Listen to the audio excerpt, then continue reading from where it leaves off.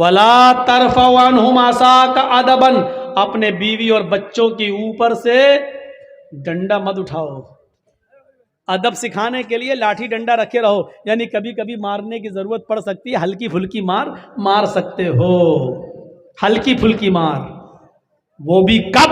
بتا دیا کہ جب وہ تمہارے بستر پر کسی ایسے آدمی کو آنے دیں جس کا آنا تمہیں پسند نہیں ہے، یعنی بستر تمہارا اور غیر مرد کو وہ اپنے بستر پہ بلائیں، تب تم اپنی بیوی کو مار سکتے ہو. لیکن ہلکی مار، اتنی نہیں کہ جب پنچایت بیٹھے تو پیٹھ کھول کے دکھائے دیکھو کتنے داغ پڑ گئے، اتنا مارا پیٹھ سوج گئی، اتنی مار نہیں. وہ بھی ایک بات پر بس، کب؟ جب وہ تمہارے بستر پر کسی غیر مرد کو بلائیں. میرا مطلب آپ سمجھ رہے ہوں گے، یعنی آپ کو چھوڑ کر کسی غیر مرد سے تعلق قائم کر لیں تب آپ اپنی بیوی کو مار سکتے. اس وقت بھی طلاق مت دیجئے، اس وقت بھی سمجھائیے، ماریے ہلکی تاکہ وہ سدھر جائے. بستر الگ کر دیجئے، کمرہ الگ کر دیجئے، لیکن گھر میں ہی رکھیے آپ اس کو. ہو سکتا ہے اللہ تعالیٰ پھر محبت پیدا کر دے. میرے بھائیوں، اور اس کے بعد بھی نہیں سدھرتی ہے تب طلاق کی نوبت آتی ہے. وَأَنفِقْ عَلَىٰ عِيَالِكَ مِن طُولِكَ، اپنی فیملی پر، اپنے بیوی اور اپنے بچوں پر ضرورت کے مطابق خرچ کرو، کنجوسی مت کرو. بیوی کو خرچہ دو جتنا دے سکتے ہو، جتنا مناسب ہے. بچوں کی پڑھائی لکھائی کا خرچہ، بیوی کا خرچہ، کپڑا لتا، کھانا پینا. میری بہنیں اگر ہیں تو سنو، آج تمہیں خوش کر دیتا ہوں. اگر تمہارا پتی تمہیں پورا خرچہ نہیں دیتا ہے تو تم اپنے پتی کی جیب سے اتنا پیسہ اس کو بتائے بغیر لے سکتی ہو جتنی تمہیں ضرورت ہے. معاف کیجئے گا، 150 روپے ساڑی کی ضرورت ہے تو 3000 مت لینا. میں یہ باتیں بہت کم بتاتا ہوں، اس لیے کہ ایک جلسے میں ہم اپنی بیوی کو لے کر گئے تھے اور وہاں ہم نے یہ بتا دیا، دوسرے دن میری ہی جیب سے 5000 غائب ہو گئے. تو اس لیے تھوڑا ڈر لگتا ہے، عورتیں ناجائز فائدہ اٹھانے لگتی ہیں. پھر بیویوں کو چاہیے کہ وہ اپنے شوہر کی جیب سے اتنا لیں جتنے میں بچوں کا، اور وہ بغیر بتائے بھی لے سکتی ہے. اس کو چوری میں نہیں لکھا جائے گا، کیونکہ عورت آپ کے پیسوں کی حقدار ہے اور آپ اپنے بچوں پر خرچ کریں، یہ آپ کی ذمہ داری بنتی ہے. بہت زیادہ نہیں، بالکل کنجوسی بھی نہیں. اب آدھا کلو گوشت کی ضرورت ہے، آپ 250 گرام لا کے دینا، اتنی پکا چل، یہ بھی نہیں خرچ کیجیے. میاں بیوی میں بہت پیار محبت بھی ہونی چاہیے. اور سنو، عورتیں اگر کبھی غصہ ہوں تو شوہروں کو چاہیے، آپ لوگوں کو، ہمیں اور آپ کو، کہ ان کی کچھ سن لیں. ضروری نہیں کہ اپنی بیوی کی ہر بات کا جواب دیں. حضرت عمر فاروق کے پاس ایک نوجوان آیا شکایت لے کر اپنی بیوی کی، تو ان کے ایک باہر کمرہ بنا ہوا تھا، اس کمرے میں بیٹھ گیا. تو کیا ابھی حضرت عمر نکلیں گے تو اپنی بیوی کی شکایت کریں گے؟ لیکن دیکھ رہا ہے کہ اندر آواز آ رہی ہے، دروازے پہ کان لگایا تو کیا سن رہا ہے کہ ان کی بیوی عمر کے اوپر برس رہی ہیں. صاحب تم تو چلے جاتے ہو، پکنے کو کون لائے گا، کھانے کو کون لائے گا، آٹا کون لائے گا، چاول کون لائے گا، یہ کون لائے گا، تم تو چلے جاتے ہو، تمہیں فکر ہوتی ہے پھر گھر کی. حضرت عمر سر نیچے ڈال کے کر رہے ہیں. یہ کہنے لگا، لو، یہ اٹھ کے چلنے لگا. حضرت عمر تھوڑی دیر کے بعد گھر سے نکلے، کمرے میں آئے، کہیں یہاں تو ایک آدمی بیٹھا، دیکھا وہ جا رہا ہے، اس کو آواز دی، اے ہلو سنو. اس نے پیچھے مڑ کے دیکھا، ادھر آؤ. جی تم تو میرے پاس آئے تھے نا؟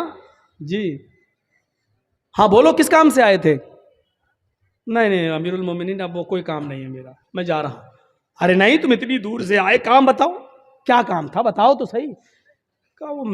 میرا کیا کام تھا وہ تھا، لیکن وہ آپ کے بس کا نہیں ہے. میں امیر المومنین ہوں، میرے بس کا نہیں ہے. مجھے لوگوں کی خدمت کے لیے لوگوں نے امیر بنایا اور میرے بس کا نہیں ہے.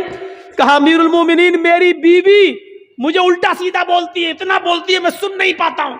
میں یہ شکایت لے کے آیا، میں نے سوچا آپ سے کریں گے. سن رہا ہوں یا دیکھتا ہوں کہ آپ تو خود ہی اسی بیماری میں مبتلا ہیں، آپ تو خود اپنی بیوی کے سن رہے ہیں. تو میں نے سوچا کہ جب آپ خود اپنا علاج نہیں کر پا رہے تو میرا کیا کریں گے. میں چل دیا. کہا بیٹھو. سنو. کہا کیا؟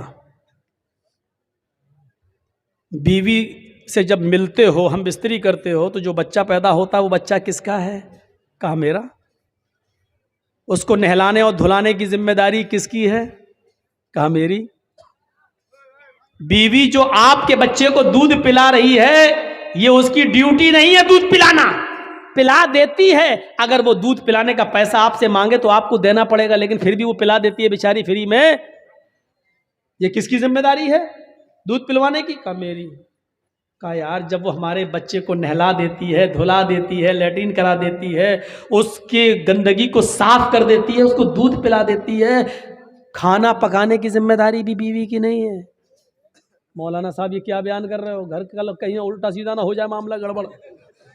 یقین مانیے جب آپ کا نکاح ہوتا ہے تو آپ سے کہا جاتا ہے کہ آپ کا نکاح فلاں فلاں کی بیٹی کے ساتھ اتنے اتنے روپے مہر کے عوض علاوہ نان نفقہ آپ کے ساتھ آپ کے نکاح میں دیا جا رہا ہے کہ آپ نے قبول کیا، تب آپ کہتے ہیں میں نے قبول کیا۔ اس میں آپ کو کیا کہا جاتا ہے؟ اتنا مہر ہے علاوہ نان نفقہ، یعنی نان مانی روٹی، نفقہ مانی خرچہ، یعنی روٹی اور کپڑا خرچہ یہ سب الگ، اس کے علاوہ روٹی آپ کو دینا ہے، کھانا آپ کو دینا ہے۔ اگر وہ نہیں پکاتی ہے تو آپ اس سے زبردستی نہیں پکوا سکتے ہیں، اور کھانا آپ کو کھلانا پڑے گا، خود پکاؤ کھلاؤ یا ہوٹل سے لاؤ کھلاؤ، لیکن وہ کھلا دیتی ہے اور پکا دیتی ہے۔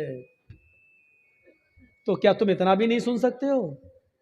کہا امیر المومنین اچھا ہوا یہ مجھے بتایا، یہ بات کہیں میری بیوی کو مت بتا دیجئے گا ورنہ روٹی بھی ہم ہی کو پکانا پڑے گی۔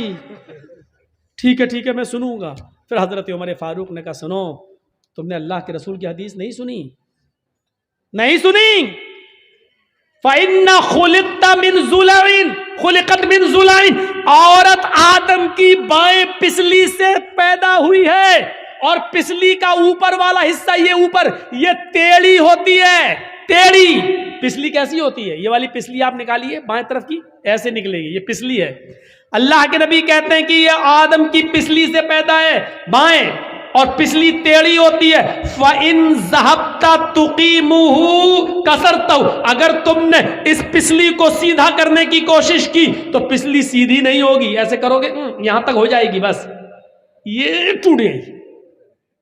ٹوٹ جائے گی، سیدھی نہیں ہوگی۔ فَإِن ذَهَبْتَ تُقِيمُهُ كَسَرْتَهُ، اگر تم نے پسلی کو سیدھا کیا تو توڑ دو گے، اور اگر ایسے ہی چھوڑ دیا تو ٹیڑھی رہے گی۔ اب بتاؤ ٹیڑھی رکھنا برداشت ہے یا توڑنا برداشت ہے؟ نہیں، ٹیڑھی رکھنا سیدھا ہے، صحیح ہے۔ توڑنے کا مطلب طلاق، یعنی عورت طلاق لے لے گی یہ گوارا ہے، لیکن تم چاہو کہ سدھر جائے پوری نہیں سدھرے گی۔ یہ یاد رکھنا۔ میری بہنیں برا مان رہی ہوں کہ ہم کو اتنا برا کہہ رہا ہے، میں کیا کہہ رہا ہوں؟ اللہ کے نبی نے فرمایا، اللہ کے رسول کو بھی سننا پڑتی تھی۔ ایک بار حضرت عائشہ صدیقہ ناراض ہو گئی اور اللہ کے نبی کھجور لے کے ان کے پاس بیٹھے، عائشہ کھاؤ، اور وہ ناراض ہے، کہتی نہیں کھاؤں گی، بھوک نہیں ہے، چہرہ پھیر لے آؤں۔ اللہ کے رسول ادھر آ گئے، جہاں چہرہ تھا ان کا ادھر آ گئے۔ ہم لوگ ہوتے تو کیا کرتے؟ کھاؤ، لو، نہیں کھائیں گے، چہرہ ایسا کر لیا، نہیں بھوک نہیں، کھا رہی کہ نہیں کھا رہی، نخرے دکھا رہی ہے، کھا، ایک تو منا رہا ہوں۔ ہم لوگ ادھر نہیں جائیں گے، اللہ کے رسول نے ادھر آ گئے، کھاؤ عائشہ کھاؤ، میں نے کہا نا مجھے بھوک نہیں ہے، پھر چہرہ گھما لیا، آپ پھر ادھر آ گئے، عائشہ نہیں، زیادہ نہیں، چلو کھاؤ، غصہ تھوکو، بسم اللہ، اللہ کے نام سے شروع کرو، چلو اللہ کا نام لو، کھاؤ۔ حضرت عائشہ بھی جانتی تھی زیادہ نہیں کہلوانا چاہیے، 2 بار کہلوایا، تیسری بار موقع نہیں دیا، لیکن طنز مار دیا، کھجور اٹھا کے کہتے کھاؤ، ایسے بسم اللہ، اللہ کا نام لے کے کھاؤ۔ اس سے پہلے کہ میں اپنے باپ کا نام لے کے کھاتی تھی، اللہ ہی کا نام لے کے کھاتی تھی، یہ کہا اور کھانا شروع کر دیا۔ یہ تھی میاں بیوی کی نوک جھوک، کوئی بری بات نہیں، لیکن منانے کا اسٹائل دیکھو، لے کھاؤ، نہیں ہم لوگوں کی طرح نہیں، دکھا، نخرے مت دکھا، چل کھا لے، منا رہے ہیں نا بھی۔ اللہ کے رسول نے ایسا کبھی نہیں کہا، لو آ گئے ادھر، یہ ہوتا تھا۔ حضرت عمر نے کہا اگر اللہ کے نبی نے کہا اگر تم اس کو سیدھا کرو گے تو ٹوٹ جائے گی، اور ایسے ہی چھوڑ دو گے تو ٹیڑھی رہے گی، یعنی کچھ ٹیڑھا پن منظور کر لو، عورت کے اندر کچھ کمیاں ہیں برداشت کر لو، لیکن سیدھا کرنے کی کوشش کرو گے تو ٹوٹ جائے گی، طلاق ہو جائے گی۔ کتنی بہترین چیز بتائی۔ وَأَنفِقْ عَلَىٰ عَيَالِكَ، اپنے بیوی بچوں پر خرچ کرو، حیثیت کے مطابق، استطاعت کے مطابق۔ عورت کو بھی چاہیے کہ اپنے شوہر کی کا معاملہ دیکھے، بیچارہ بزنس کرتا ہے یا رکشہ چلاتا ہے یا مزدوری کرتا ہے، اسی حساب سے وہ اپنے شوہر سے اپنے خرچ کا مطالبہ مانگے، زیادہ مطالبہ وہ نہ کرے۔ وَلَا تَرْفَعُوا عَنْهُمْ عَصَاكَ عَدَبًا وَأَخِفْهُمْ فِي اللَّهِ، اور اپنے بیوی بچوں کو اللہ سے ڈراتے رہو۔ اللہ کے نبی نے اپنی بیوی بچوں کو اللہ سے ڈرایا، یا فاطمہ بنت محمد انقذی نفسک من النار، میری بیٹی فاطمہ دنیا میں عمل کر، یہ مت سمجھنا کہ تیرا باپ نبی ہے تجھے اللہ کے عذاب سے بچا لے گا، نہیں، دنیا میں عمل کر، تیرا باپ قیامت کے دن کوئی کام نہیں آئے گا۔